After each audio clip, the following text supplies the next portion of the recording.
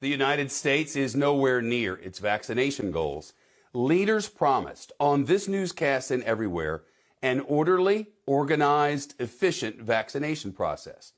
That's not what's happening. The U.S. is far short of all projections, short on vaccines distributed, short only a fraction of the shots in arms.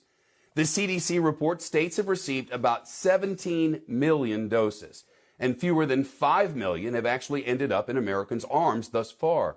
The projection was 20 million as of 5 days ago, and there is chaos.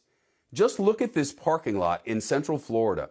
Hundreds and hundreds of elderly Floridians, all over the age of 65, camped out in their vehicles last night, hoping to get a vaccination.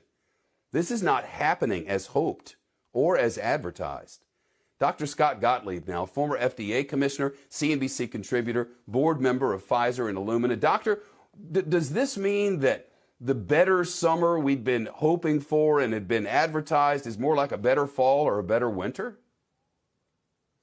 Not necessarily. I think there's still time to improve upon the system. We need to work through the categories of people that we've prioritized for vaccination more quickly, get through these groups more quickly that we've prioritized, and we should have prioritized certain groups. So I think we've done the right thing there, but also expand the number of sites that are offering vaccination. I think we need to push more of these vaccines through a retail channel and allow people to go into a pharmacy and get vaccinated, particularly elderly Americans. Most of the demand, a lot of the demand is among senior citizens. We ought to make these vaccines available to senior citizens and allow some of this supply to reach the demand for the vaccine.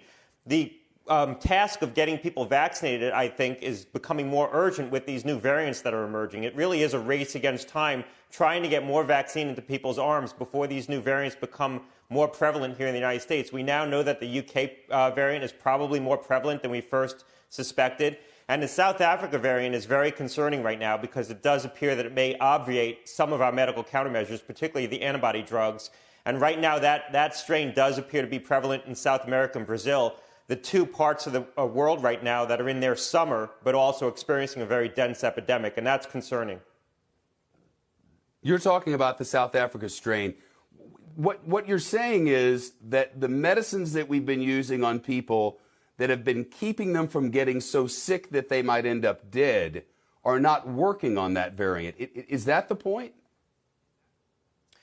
Well, we don't know exactly because we haven't actually seen how this variant has behaved in people who've been treated with these different approaches, these antibody drugs. There's now experimental evidence. There's some research out tonight from the Bloom Lab, a very good laboratory, showing that the variant in South Africa does appear to escape convalescent plasma. So it appears to escape prior immunity. Not entirely, but what we believe is that some of the antibodies that people may produce when they get infected with COVID, and also the antibody drugs, may not be quite as effective against this new variant. The new variant has mutated a part of the spike protein that we bind to, that our antibodies bind to try to clear the virus itself. So this is concerning. Now, the vaccine can become a backstop against these variants really getting more of a foothold here in the United States, but we need to quicken the pace of vaccination.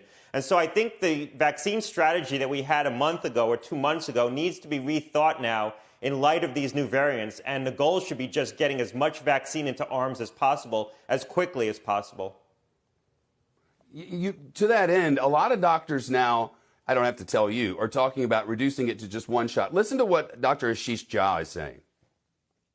There's pretty good evidence from the clinical trials that one dose is effective at least out to 4 weeks and probably potentially longer.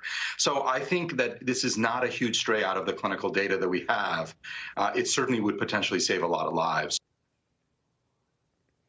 What if we went down to one dose? That would mean doubling the time in which we can get double the people vaccinated, wouldn't it?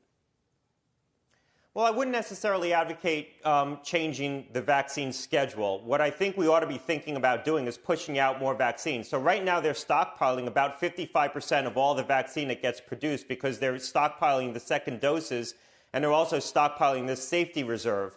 I think we could be pushing out more of those doses and relying on future supply to suffice for getting some of the people who've been vaccinated now their second dose 3 or 4 weeks from now, rather than stockpiling those doses right now. That doesn't mean we shouldn't stockpile anything. Maybe we have to stockpile 25% to bridge people to that second dose.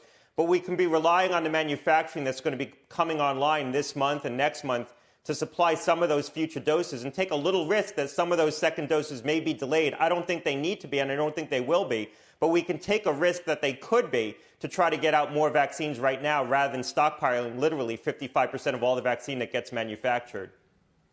A lot of things to think about these days. Doctor, thank you so much. Shepard Smith here. Thanks for watching CNBC on YouTube.